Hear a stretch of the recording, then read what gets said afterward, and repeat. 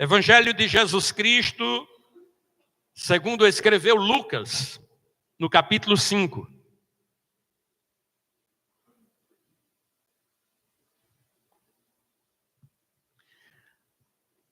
Lucas, capítulo 5, a partir do versículo 1. Você encontrou? Se puder, fique de pé, com toda a reverência à palavra do Senhor. Deus tem uma palavra para o nosso coração nesta noite. Vamos ficar atentos para receber, para sermos abençoados com a palavra do Senhor. Na minha Bíblia tem um título: A Pesca Milagrosa, os primeiros discípulos. Aconteceu que Jesus estava junto ao lago de Genezaré e a multidão o apertava para ouvir a palavra de Deus. Então ele viu 2 barcos junto à praia do lago. Os pescadores tinham desembarcado e estavam lavando as redes. Entrando num dos barcos, que era o de Simão, Jesus pediu-lhe que o afastasse um pouco da praia. E assentando-se no barco, ensinava as multidões. Quando acabou de falar, Jesus disse a Simão: leve o barco para o lugar mais fundo do lago e então lance as redes de vocês para pescar. Em resposta, Simão disse: mestre, havendo trabalhado toda a noite, nada apanhamos, mas sob esta sua palavra lançarei as redes. Fazendo isso, apanharam grande quantidade de peixes e as redes deles começaram a se romper. Então fizeram sinais aos companheiros do outro barco para que fossem ajudá-los. E foram, e encheram ambos os barcos, a ponto de quase afundarem. Vendo isso, Simão Pedro prostrou-se aos pés de Jesus, dizendo: Senhor, afaste-se de mim, porque sou pecador. Pois à vista da pesca que fizeram, a admiração se apoderou dele e de todos os seus companheiros, bem como de Tiago e João, filhos de Zebedeu, que eram seus sócios. Então Jesus disse a Simão: não tenha medo, de agora em diante você será pescador de gente. E arrastando eles os barcos para a praia, deixando tudo, o seguiram. Santo Deus Todo-Poderoso, nosso Pai, em nome de Jesus Cristo, nosso Senhor, nós te agradecemos por esta oportunidade que o Senhor nos deu, de estarmos aqui neste templo, reunidos em nome de Jesus, te adorando em espírito e em verdade, cantando louvores. Como é bom, como a nossa alma se renova, como a nossa alma se alegra, a nossa alma se apega a ti, Senhor. Obrigado. Obrigado pela tua palavra que nós lemos, porque a tua palavra é a verdade. E que esta palavra fique guardada nos nossos corações, e que esta palavra venha se desenvolver dentro de nós, que esta palavra venha frutificar para a glória do teu santo nome. Abençoa, meu Deus, cada irmão, cada pessoa presente aqui, e que todos nós sejamos abençoados com a tua palavra, com a tua presença, e no final deste culto, com o coração transbordando de alegria e da tua presença, possamos ir para os nossos lares. Nós precisamos do Senhor. Nos abençoa, Pai, em nome de Jesus. Consagramos ao Senhor os dízimos e as ofertas trazidas no altar, depositado na conta da igreja ou no gasofilácio, e pedimos que o Senhor abençoe abundantemente cada irmão, suprindo todas as necessidades, abençoando em tudo para a glória do teu santo nome, Senhor. Oramos no nome santo de Jesus. Amém. Glória a Deus. Pode sentar, meus irmãos. Aleluia. Glória a Deus. Amém.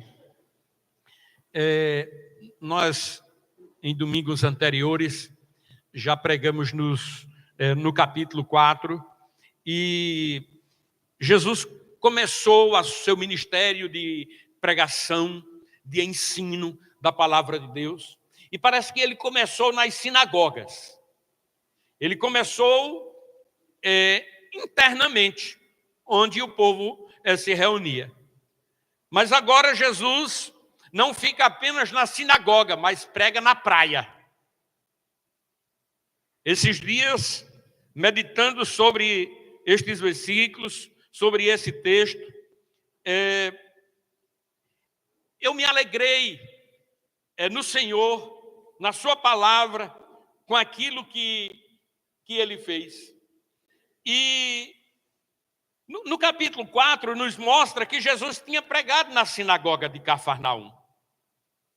Que na sinagoga de Cafarnaum, Jesus tinha abençoado pessoas, tinha efetuado curas. Pessoas foram curadas, abençoadas na sinagoga de Cafarnaum. Em um dos cultos, possivelmente poucos dias antes deste episódio, em um dos cultos, terminou o culto na sinagoga, Jesus vai para a casa de quem? De Simão Pedro. Está escrito no capítulo 4, no versículo 38. Deixando a sinagoga, Jesus foi para a casa de Simão. A sogra de Simão estava doente, com febre muito alta, e pediram a Jesus em favor dela, e inclinando-se para ela, Jesus repreendeu a febre, e esta a deixou, e imediatamente ela se levantou e passou a servi-lo. E eu fiquei imaginando, irmãos, naquela situação de um pastor recém-chegado, que já não é o meu caso, eu já estou aqui há mais de 20 anos, aquele pastor recém-chegado, que pregou uma mensagem, todo mundo ficou maravilhado com a sua mensagem. Mas não foi apenas palavras, porque houve poder, houve cura, houve maravilhas. E aí aqueles irmãos disseram, vamos lá em casa. E Jesus vai lá na casa de Simão. Não sei se na mesma semana, não sei se muitos dias depois, possivelmente poucos dias depois, o novo pastor aparece na praia, de manhãzinha.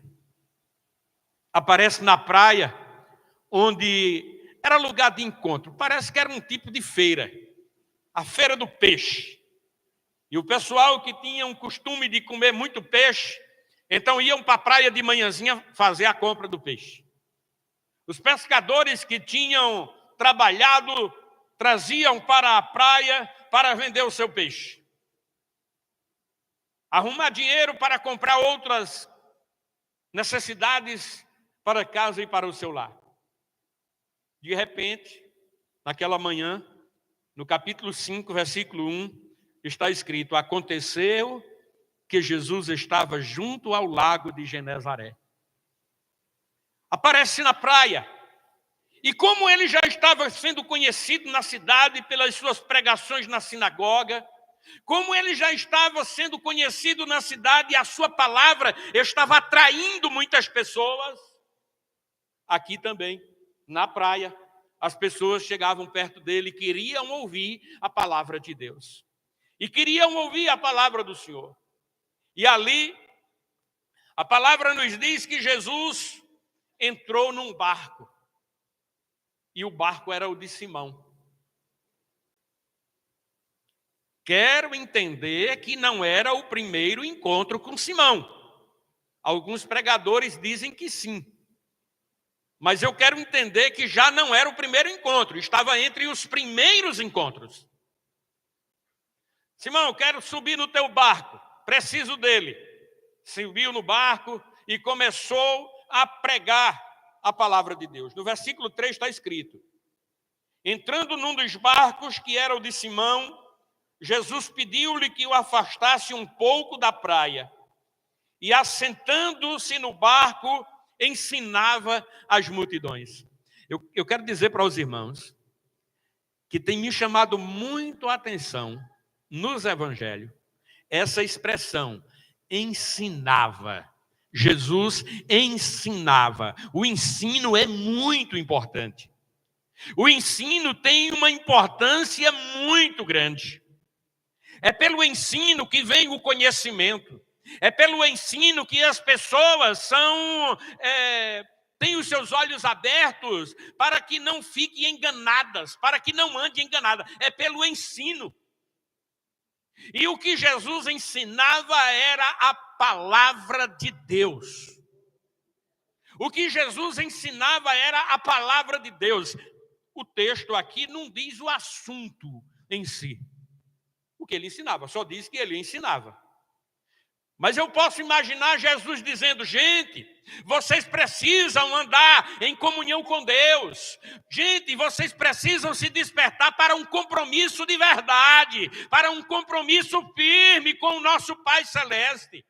Gente, vocês precisam ouvir e meditar na palavra de Deus, porque está escrito que o homem não vive só de pão, mas de toda palavra que procede da boca do Senhor. Gente, vocês precisam fazer reflexão sobre sua vida e se arrepender de porventura algum pecado, até porque todos pecaram e carecem da glória de Deus. Imagino Jesus ensinando e dizendo: ei, vocês precisam amar uns aos outros.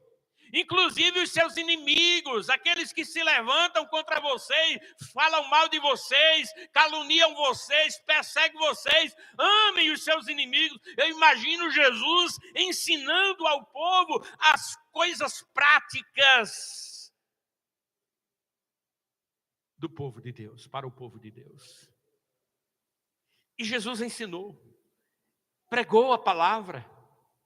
Quanto tempo durou aquela pregação, não sabemos. Mas sabemos que houve uma pregação, houve um ensino.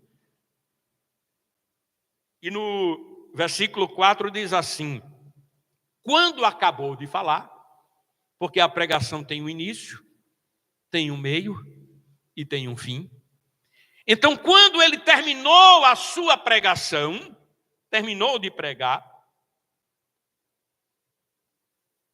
Jesus falou a Simão: leve o barco para o lugar mais fundo do lago, e então lance as redes de vocês para pescar. Terminou a pregação, vamos ao trabalho. Agora, há um ponto interessante aqui. Os pescadores geralmente gostam de pescar à noite. Pescam à noite. Inclusive, houve pelo menos trabalho, né? Não houve pescaria porque não teve peixe, mas naquela noite teve trabalho. Mas não teve resultado. E aí, irmão Jorge, é assim mesmo? É assim mesmo. Aquela noite trabalharam e não pegaram nada. O trabalho foi sem resultado, foi inútil. Não houve um resultado satisfatório. E agora de manhã, depois de uma pregação, ouvi certo pregador dizer assim: rapaz, era de manhã, depois de uma noite de trabalho, certamente o pensamento de Pedro e os outros que estavam ali é: rapaz, vamos cuidar dessas redes, lavar logo, guardar, porque eu estou com sono daquele. Uma noite sem dormir, quer dormir de manhã, é ou não é? Quer ir para casa, deitar, dormir, recuperar as forças para à noite continuar o trabalho. Mas aí agora chega aquele pregador, aquele pastor recém-chegado na cidade e diz: eu quero pregar agora. E tinha muita gente para ouvir, então aproveitar para pregar. E aí eu penso assim, ó, parar para ouvir A palavra de Deus não é uma perca de tempo.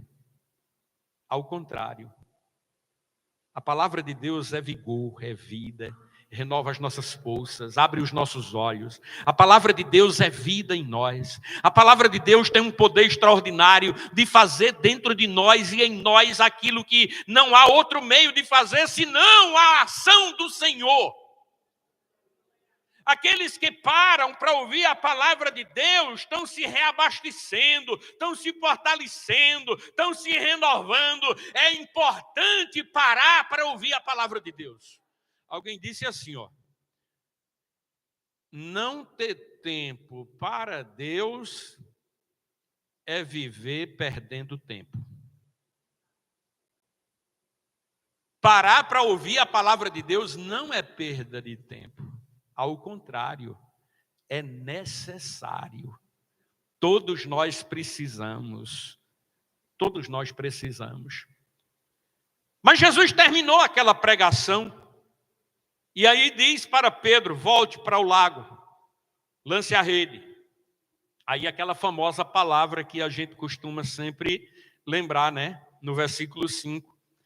Em resposta, Simão disse: mestre, havendo trabalhado a noite toda, nada apanhamos, mas sob essa sua palavra lançarei as redes.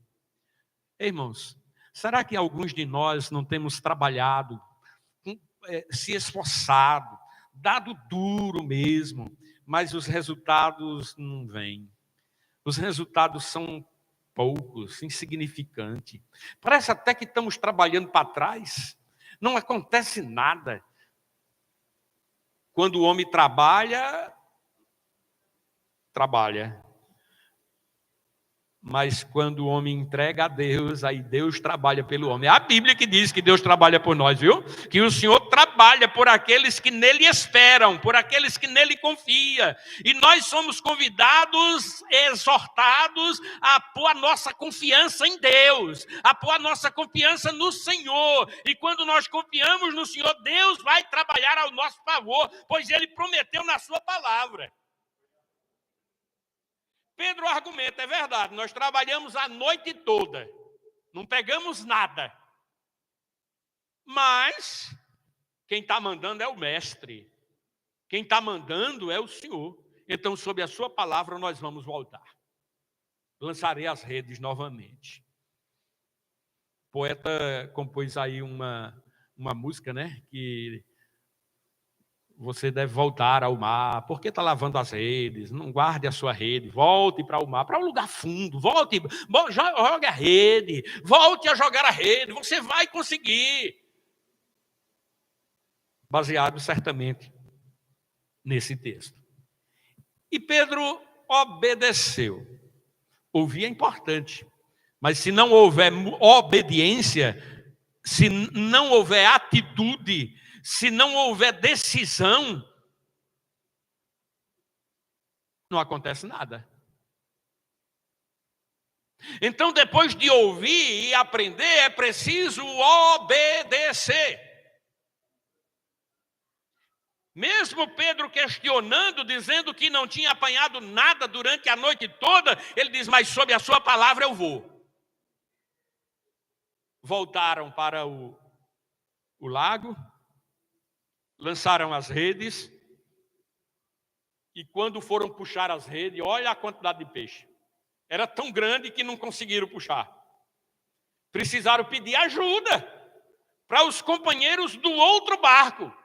Ei, venham me ajudar! E os outros vieram. O texto nos diz que eles eram sócios.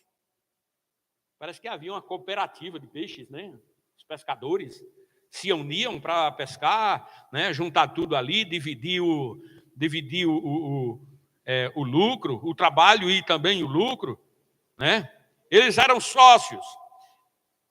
Então, chamaram os companheiros do outro barco.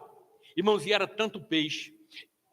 Eu tenho notado em algumas pregações que parece que as pessoas interpretam esse texto como que eles estavam jogando tarrafa. É diferente.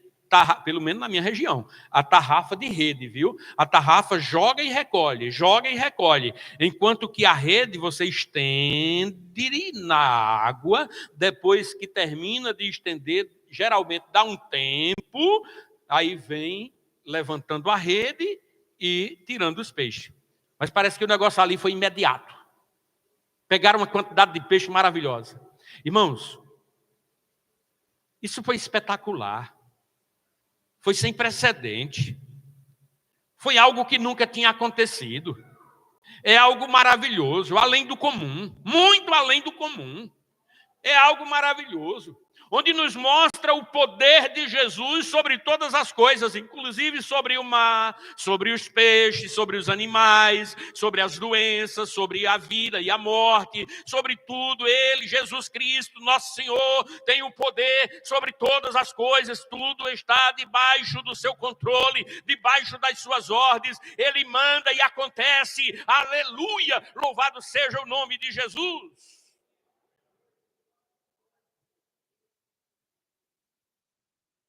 No versículo 7 está escrito: então fizeram sinais aos companheiros do outro barco, para que fossem ajudá-los. E foram, e encheram ambos os barcos, os dois barcos.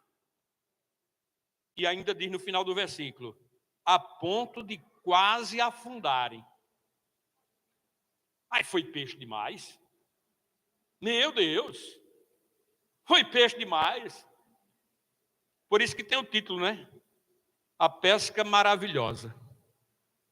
O milagre na pescaria. Glória a Deus. Maravilha. Vendo isto, Simão Pedro, versículo 8. Vendo isto, Simão Pedro prostrou-se aos pés de Jesus, dizendo: Senhor, afaste-se de mim, porque sou pecador. Afaste-se de mim, Senhor. Quando o homem cai na realidade de quem ele é e quem é Jesus, entende a sua pequenez, entende a sua fragilidade, entende o seu próprio pecado e reconhece que aquele de quem você está diante é incomparável, é maravilhoso, é grandioso. Pedro se prostra diante de Jesus e diz: Senhor, eu não mereço, afaste-se de mim, eu sou um pecador. Eu quero chamar você a meditar assim. Ali foi um momento. Fala comigo, um momento. Oi, irmãos, que momento maravilhoso, viu? Impactante, inesquecível. Há momentos que Deus faz coisas tremendas, marcantes, maravilhosas, mexe com a gente. Há momentos especiais. Deus faz coisas em momentos. Agora presta atenção no que eu vou dizer. Presta atenção. Deus não nos chamou para vivermos momentos. Deus nos chamou para vivermos uma vida. Para ter um relacionamento prolongado de uma vida, de um relacionamento de comunhão, de intimidade, de aproximação, de andar com Ele, de dormir com Ele, de acordar com Ele, pensando nele o tempo todo, de andar com Ele. Quando Pedro disse: Senhor, afasta-se de mim, não é que ele estava negando aquele momento, não. Aquele momento foi importante, aquele momento lhe marcou, aquele momento mexeu com ele. Mas Jesus estava dizendo: ei, não fica com medo, eu vou chamar você para vir agora, eu vou chamar você para ser pescador de gente. E olha que de pescaria Pedro entendia. Mas agora Jesus estava falando de um outro tipo de pescaria. Para pescar gentes. lançando a palavra, ensinando a palavra, chamando as pessoas para o reino de Deus, chamando as pessoas para conhecer Jesus, para ter um compromisso com Ele. Jesus estava chamando Pedro: Pedro, não tenha medo, eu vou fazer de você pescador de gente. O Senhor continua chamando pessoas para serem pescador de gente. O Senhor continua chamando pessoas não para viver um momento, mas para viver uma vida de relacionamento. Quando você lê nos evangelhos a sequência, porque Pedro aceitou o convite de Jesus, Pedro aceitou o chamado de Jesus, passou a ser um discípulo, passou a de fato andar com ele. Veja aí, no versículo 10 e 11 está escrito assim: bem como Tiago e João, filhos de Zebedeu, que eram seus sócios. Então Jesus disse a Simão: não tenha medo, de agora em diante você será pescador de gente. Versículo 11: e arrastando eles o barco para a praia, deixando tudo, o seguiram. Deixando tudo, o seguiram. Como está no plural, não apenas Pedro, mas os outros também deixaram tudo e seguiram Jesus. E se tornaram seus discípulos. Passaram a andar com ele. Mas na frente é que ele chama dentre os discípulos alguns para serem apóstolos. Até então, discípulo, seguidor. Nós encontramos nos evangelhos muitos momentos especiais de Jesus com Pedro. Jesus caminha sobre o mar, e o único dos discípulos de Jesus que caminha sobre o mar é Pedro. Pedro era aquele camarada que não tinha medo, atrevido, não tinha medo nem de errar. Fez uma pergunta, ei, quantas vezes lá fizeram uma pergunta e você fica pensando assim, eu digo, não digo, não dou minha opinião, não dou, fica com medo de responder. Pedro não tinha medo não, respondia na lata, respondia na hora, embora que fosse errado, mas respondia. Aquele aluno dedicado que está ouvindo, que está aprendendo, que participa, que pergunta, que questiona, que quer saber mais. É preferível esses do que aqueles que... caladinho demais. Você não sabe o que é que ele pensa, quais são os seus planos. Às vezes é um pouco complicado. Que entre as pessoas que trabalham, tem aqueles que só trabalham se for empurrado. Ai, o camarada não quer ir, mas você tem que ir, e ele vai na marra. Por outro lado, tem aqueles que você precisa, calma, o cara quer ir rápido demais, quer fazer tudo de imediato, tem ideias, é cheio de ideias, coisas novas o tempo todo. É preferível aqueles que querem andar, que estão querendo avançar, que estão querendo fazer mais. Por outro lado, tem aqueles que fazem apenas o que foi pedido. São os medianos, né? Deus está procurando pessoas que se entreguem, e se entreguem por completo. Andem com Ele, sirvam a Ele, pessoas que querem segui-lo. Aqui o texto diz que, e arrastando eles os barcos para a praia, deixando tudo, o seguiram. Um dia eu ouvi a palavra de Deus e precisei fazer uma escolha. Deixar tudo para seguir a Jesus. Certamente você que está aqui, que já fez a sua entrega a Cristo, um dia você ouviu a palavra e você precisou deixar alguma coisa. para seguir a Cristo. Você precisou fazer uma escolha, você precisou se decidir. Aqui nós encontramos homens que deixaram tudo, que deixando tudo, os seguiram. E não dá para ficar com tudo não, viu, irmão? Não dá para ficar com tudo. As palavras de Jesus é: o que adianta o homem ganhar o mundo inteiro e perder a sua alma? Não dá para ganhar tudo. Ou ganha o mundo e perde o mais importante, perde Jesus, ou ganha Jesus e perde as ilusões deste mundo. É preciso fazer escolha.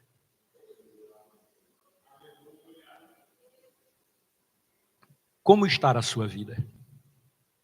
Que escolhas você já precisou fazer? Você já teve que fazer escolhas? O Senhor te chama para um compromisso com Ele, para andar com Ele, para aprender dEle, para crescer no conhecimento dEle. Ele não te chama para viver apenas momentos, mas para um relacionamento de uma vida, para andar com Ele. Curve a sua cabeça.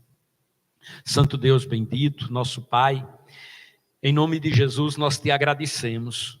Obrigado pela Tua palavra, Senhor. A Tua palavra é a verdade. E nós amamos a Tua palavra. E nesta oração eu venho pedir, meu Deus, por cada pessoa que está aqui, que o Espírito Santo venha falar aos corações, completar a obra de transformação, em nome de Jesus, chamar para uma responsabilidade, para um compromisso, que haja o sim, em nome de Jesus, como aqueles irmãos que deixaram tudo e seguiram Jesus, que nós possamos também, Senhor, assumir este compromisso aqui, em nome de Jesus. Amém. Glória a Deus. Quem já é crente? Quem já é crente? Fala assim, você já é crente? Levanta a mão assim. Amém.